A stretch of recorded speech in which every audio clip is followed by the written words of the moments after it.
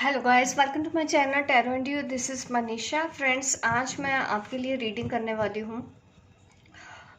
मैं आपको बताना चाहती हूँ कि अगर आप थर्ड पार्टी में फंसे हुए हैं या फिर आप ट्विन फ्लेम हैं या आप सोलमेट हैं, आपके और आपके पार्टनर के बीच में कोई थर्ड पार्टी है और आप डिसाइड नहीं कर पा रहे हैं कि आपके जो पर्सन है वो भी डिसाइड नहीं कर पा रहे हैं, आप भी कुछ डिसाइड नहीं कर पा रहे हैं कि आगे होगा क्या, आपको इस वक्त क्या करना चाहिए, इस वक्त आपका मूव क्या होना चाहिए, अभी के लिए आपके लिए क्या गाइडेंस है।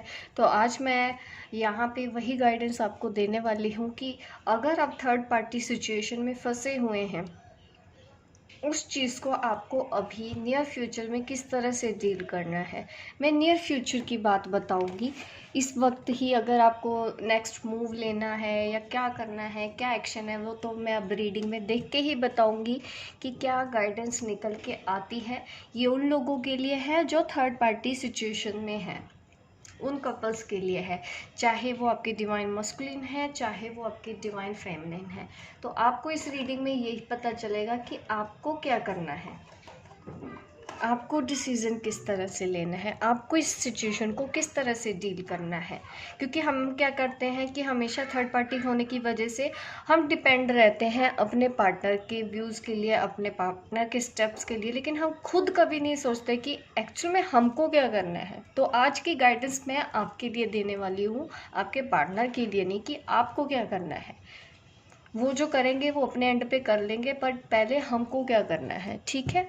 तो आप मेरी ये रीडिंग देख सकते हैं। देखते हैं कि क्या निकल के आते हैं कार्ड्स इस रीडिंग में। देखिए, थर्ड पार्टी के लिए ही है। आप में से जो मैं यहाँ पे कार्ड्स देख पा रही हूँ, तो यहाँ पे मुझे दिख रहा है कि ट्विन फ्लेम्स के लिए ही ये मेन रीडिंग है। सोलमेट कनेक्शन के लिए, जो ट्विन फ्लेम और सोलमेट दोनों जो आप मिल चुके हैं, एक दूसरे से बहुत स्ट्रॉन्ग प्यार करते हैं, एक दूसरे को भूल नहीं पा रहे हैं और आप इस जन्म में दोबारा से मिले हैं, ऐसा कनेक्शन मैं आप दोनों का देख पा रही हूँ। एक नई शुरुआत हुई है आपकी इस रिश्ते की।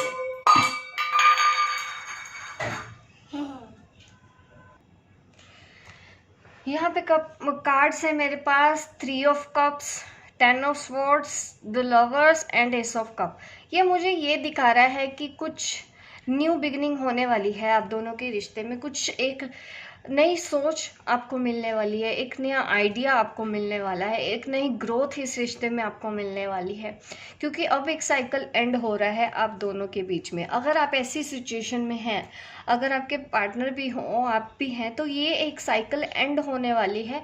ये थर्ड पार्टी की वजह से अगर आपकी ऐसी हालत है, तो हम देख लेते हैं कि किस तरह से ये साइकिल एंड होगी, हमको क्या करना होगा, फर्दर गाइडेंस क्या है, वो भी हम देख लेते हैं कि आपको क्या करना चाहिए।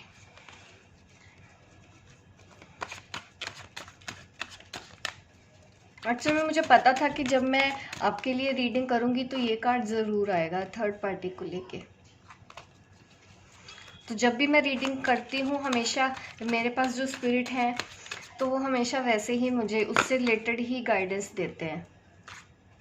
देखिए, इल्यूजन, यहाँ पे चीज़ें दिख रही हैं कि थर्ड पार्टी का एंड होगा। कोई भी थर्ड पार्टी है आप दोनों के बीच में, उसका एंड होगा। ज़रूरत क्या है आपको? अभी और स्पिरिचुअल ग्रोथ की ज़रूरत है, आपको भी और आपके पार्टनर को भी। क्योंकि इल्यूजन का भी होता है ये कार्ड कि हम किसी इल्यूजन से भी बाहर निकले हैं। द मैजिशियन ये कार्ड दिखाता है कि आप जो चाहें आप वो कर सकते हैं, आपके अंदर वैसी पावर है। यहाँ पे मुझे यही दिखाई दे रहा है।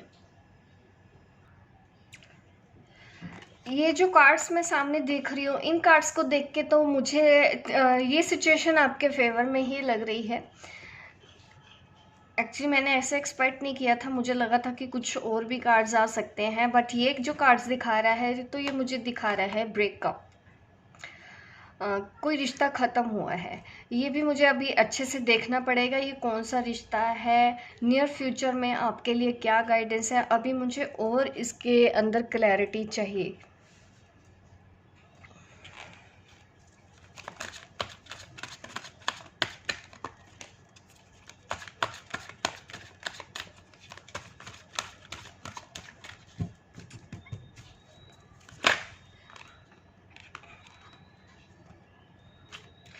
यहाँ पे मुझे दिख रहा है कि अभी आपको और अपने ऊपर काम करने की ज़रूरत है, अपनी स्पिरिचुअल ग्रोथ आपको करनी होगी, इस चीज़ की ज़रूरत है।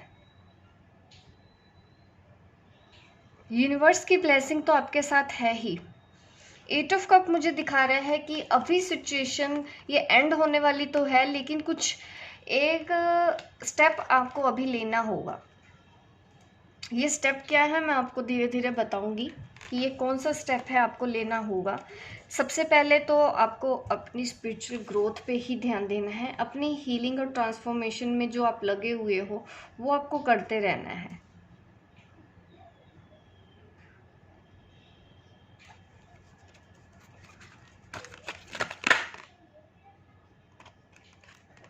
स्टेबल रहना है, बिल्कुल भी आपको इनसिक्योर नहीं होना।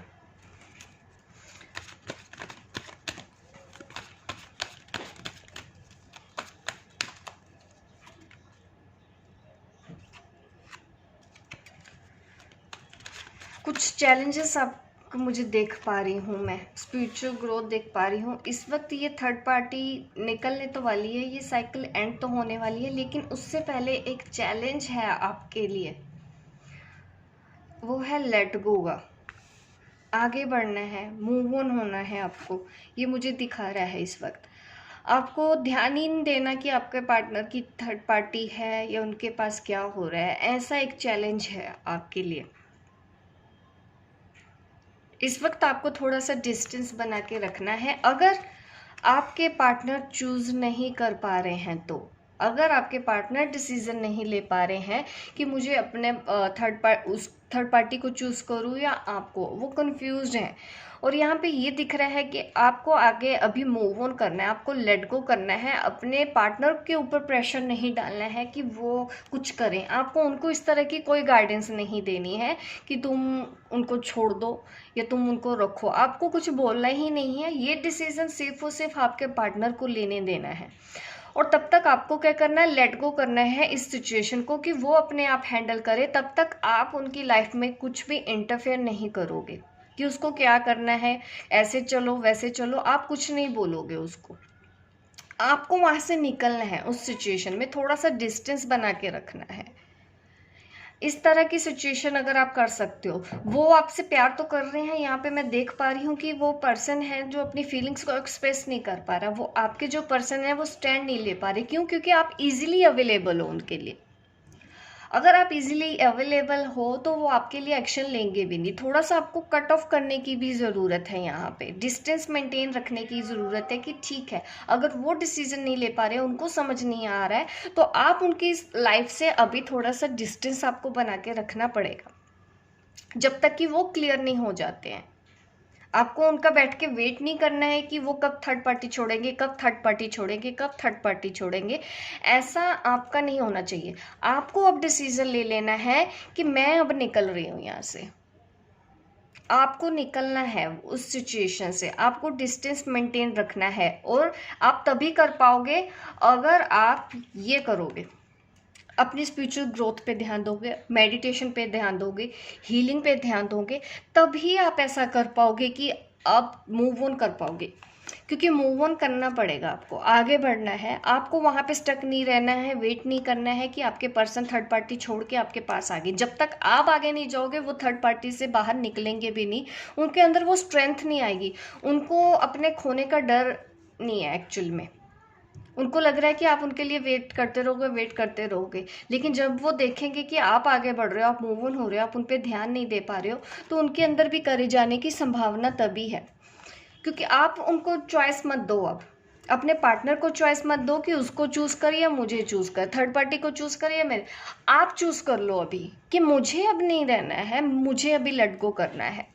और आपको डिस्टेंस बनाना है, अपने पार्टनर से लेट गो करना है, उनका वेट नहीं करना है। और जब आप उनका वेट नहीं कर रहे हो तो आपको अपना ध्यान कहाँ लगाना है, अपनी स्पिरिचुअलिटी की तरफ, अपनी इनर स्ट्रेंथ की तरफ, अपने आप को जानने का टाइम लगाना कि आप यहाँ पे क्यों आए हो। आपको वो वहाँ पे अपना टाइम लगाना है। ये वेट नहीं करना है कि थर्ड पार्टी कब जाएगी।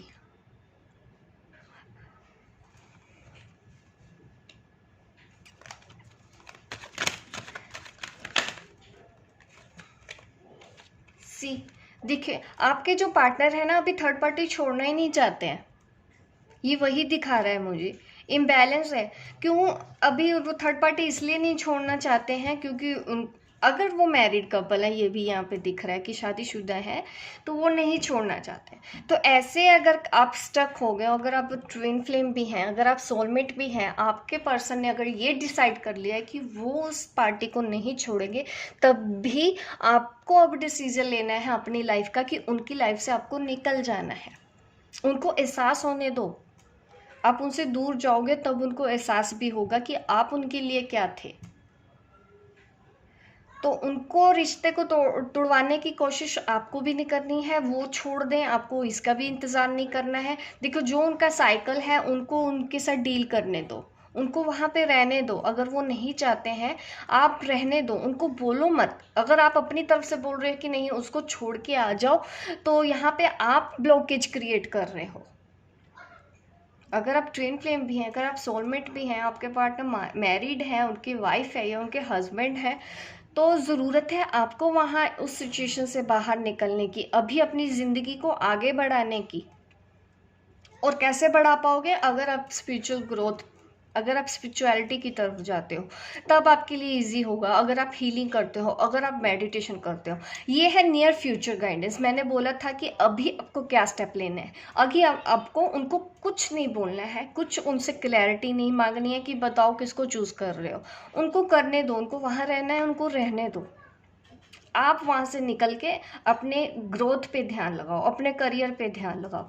अभी आपके लिए यही स्टेप है, इसको आप फॉलो कीजिए। अब तक की गाइडेंस इस रीडिंग में यही है। फर्दर गाइडेंस मैं टाइम टू टाइम आपको देती रहूँगी।